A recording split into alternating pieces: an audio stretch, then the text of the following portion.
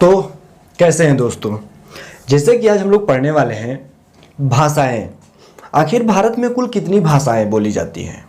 क्योंकि हमारे देश की कोई ऑफिशियल लैंग्वेज नहीं है, क्योंकि हमारे देश कई राज्यों में अलग अलग भाषाएं बोली जाती हैं। इस वजह से तो आखिर किस राज्य की कौन सी प्रमुख लैंग्वेज है या भाषाएं हैं, उनके बारे में हम लोग जानने वाले हैं। भाषाओं से रिलेटेड जितने भी क्वेश्चन हैं वो आपका इस वीडियो में कवर हो जाएंगे।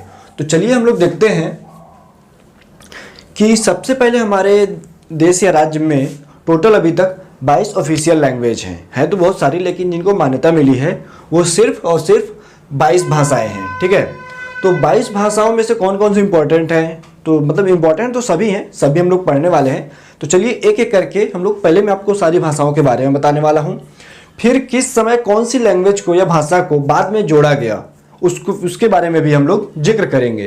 ठीक है, तो सबसे पहले है आपकी कश्मीर। कश्मीर में देखेंगे तो आपकी बोली जाती है कश्मीरी। ठीक है, उसके बाद है आपका पंजाब। तो पंजाब से याद रखिएगा आपका पंजाबी। ठीक है, जो जैसे राज्य हैं उन्हीं के आधार पर ही इन सभी एक प्रकार से लैंग्वेज हैं, तो आपको याद करने में कोई भी प्रॉब्लम नहीं आएगी। इसके बाद है आपके यहाँ पास हमारे में से एक नदी जाती है हमारे भूमि से होकर के, जिसे हम लोग सिंधु नदी के नाम से जानते हैं। तो उसकी वजह से हमारे देश में जो है सिंधी भी बोली जाती है। ठीक है, फिर है आपका ये आपका एरिया आ जाता है उत्तर प्रदेश। तो उत्तर प्रदेश में कौन सी भाषा बोली जाती है, तो वो है आपका हिंदी। ठीक है, क्योंकि नेपाली भी भाषा हम लोग के यहाँ बोली जाती है, क्योंकि ज़्यादा बॉर्डर क्रिटिकल नहीं है, नॉर्मल है, इस वजह से यहाँ भी कहीं ना कहीं ऊपर के क्षेत्रों में नेपाली बोली जाती है। इसके बाद आप लोग आएंगे तो यहाँ पास देखेंगे आपकी यहाँ पास हम लोग असमिया भाषा बोली जाती है। ठीक है, असमिया के नीचे आप लोग आएंगे तो ये है मणिपुर है। ठीक है, तो यहाँ मणिपुरी जो भाषा होती है, मणिपुरी भाषा का विकास हुआ है। ठीक है, फिर ये जो बांग्लादेश है, बांग्लादेश के सटा हुआ है बंगाल, जिसे हम लोग पश्चिम बंगाल के नाम से जानते हैं। तो पश्चिम बंगाल में कौन सी भाषा बोली जाती है, तो वो होगा बंगाली भाषा। ठीक है, तो ये है आपका बंगाली भाषा। इसके नीचे है आपका उड़िया। तो यहाँ उड़ीसा है, तो यहाँ उड़िया भाषा बोली जाती है। ठीक है, उड़ीसा में कौन सी भाषा बोली जाती है, तो वो होगा आपका उड़िया भाषा। देखिए जितने भी राज्य हैं, राज्य के जो नाम हैं उसी के आधार पर भाषाओं के भी नाम हैं, तो ज़्यादा क्रिटिकल नहीं होना चाहिए। और जैसे जैसे मैं आपको लिखा रहा हूँ वैसे वैसे आपको पढ़ते चले आना है। ठीक है, देखिए अब इधर आइए, तो ये है आपका गुजरात। तो गुजरात में गुजराती भाषा बोली जाती है। ठीक है, गुजरात के नीचे है महाराष्ट्र। तो यहाँ मराठी भाषा का विकास है। ठीक है, महाराष्ट्र की जो मराठी जो भाषा है वो राजकीय भाषा है।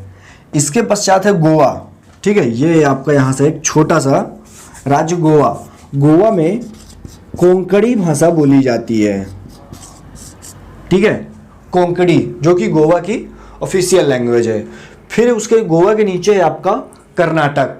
ठीक है, तो कर्नाटक में कन्नड़ भाषा बोली जाती है। कर्नाटक में कौन सी भाषा बोली जाती है, तो वह होगा आपका कन्नड़ भाषा। ठीक है, कन्नड़ के नीचे है आपका केरल। तो केरल की क्या भाषा हो सकती है, तो इसका होगा आपका मलयालम। ठीक है, केरल में मलयालम भाषा बोली जाती है। और ये है आपका तमिलनाडु, आंध्र प्रदेश, और ये जैसे कि आपका था उड़ीसा। ठीक है, तो तमिलनाडु में तमिल बोली जाती है, और आंध्र प्रदेश में तेलुगु भाषा बोली जाती है। तो ये राज्य के आधार पर जितने भी राज्य हैं उतनी भाषाएं हैं। सब राज्य की भाषाएं कुछ ऑफिशियल नहीं हैं, लेकिन इन सभी के अलावा भी कुछ कुछ ऐसी भाषाएं हैं जिनको मान्यताएं दी गई हैं। तो वो कौन कौन सी हैं, तो जिसमें से पहला नाम है संस्कृत। ठीक है, संस्कृत और उर्दू ये दोनों राजकीय भाषाओं में आती हैं। इसी के साथ साथ इन चारों भाषाओं को आप लोग एक साथ याद करने का प्रयास कीजिएगा, जिससे कि आपको ये भूलेगा नहीं और ये एकदम उसी सीरीज में है। देखिए जैसे बोडो, डोगरी, मैथिली, संथाली, बोडो, डोगरी, मैथिली और संथाली, इन चारों लैंग्वेज को याद रखेंगे तो इस हिसाब से आप लोग इसको पूरा याद कर सकते हैं। फिर से एक बार मैं पूरा बता दे रहा हूं, तो एक बार और देख लीजिए। जैसे कश्मीरी, सिंधी, पंजाबी, हिंदी, बंगाली, नेपाली, असमिया, मणिपुरी, उड़िया, तमिल, तेलुगु, मलयालम, कन्नड़, कोंकणी, मराठी, गुजराती, और इधर आपकी दो लैंग्वेज हैं संस्कृत और उर्दू। फिर ये चार आ जाएंगी बोडो, डोगरी, मैथिली, संथाली। ठीक है, तो इस हिसाब से आप लोग इसको पूरा याद कर सकते हैं। लेकिन इसमें सुधार होते गया कहीं ना कहीं, और जिससे इनमें से अब जो अभी प्रेजेंट टाइम में जो जितनी भी लैंग्वेज है वो अभी 22 हो गई हैं। तो देखिए जैसे कि एक 21वां जो संविधान इसमें संशोधन हुआ था, तो वो 1967 में हुआ था, जिसमें सिंधी भाषा को जोड़ा गया था। सिंधी जो भाषा को जोड़ा गया। ठीक है, उसके बाद 71वां संविधान संशोधन जो कि 1992 ईस्वी में हुआ, और 1992 ईस्वी में ये नमक एक शब्द है। ठीक है, इससे आप लोग ये याद कर सकते हैं कि इसमें कौन कौन सी भाषाएं आती हैं। जैसे न से हो गया आपका नेपाली, म से मणिपुरी, और का से कोंकणी। एक सेकेंड ना, जैसे कि देखिए न से नेपाली, म से मणिपुरी और का से कोंकणी, ये जिसमें मैंने मार्क किया हुआ है, ये इन तीनों भाषाओं को जो 71वां संविधान संशोधन हुआ था 1992 ईस्वी में, उसमें इन तीनों भाषाओं को राजकीय भाषा का दर्जा मिला। ठीक है, और जो 1967 में हुआ था उसमें सिंधी भाषा थी। उसके पश्चात ये जो 92वां संविधान संशोधन हुआ जो कि 2003 में हुआ। देखिए एक चीज़ और इसमें लॉजिक भी लगा सकते हैं। देखिए यहाँ जैसे कि 21वां है और यहाँ 71वां, अगर इन दोनों को जोड़ेंगे तो 92 आएगा। ठीक है, तो इस हिसाब से भी आप लोग इसको याद कर सकते हैं, और ये 92 से आप लोग यहाँ भी 92 ला सकते हैं। सिर्फ एक लॉजिक आपको लगाना है कि आप किसी भी चीज़ को कैसे रिलेट करके और कैसे याद करते हैं, सिर्फ आपको इतना दिमाग लगाना है। ठीक है, तो उस हिसाब से आप लोग इसको याद कर सकते हैं। और जो 2003 में इन सभी चार भाषाओं को जोड़ दिया गया।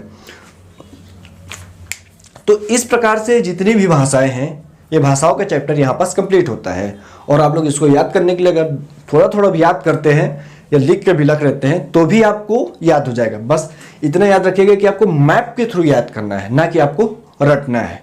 बाकी आज के लिए इतना ही। Thanks for watching.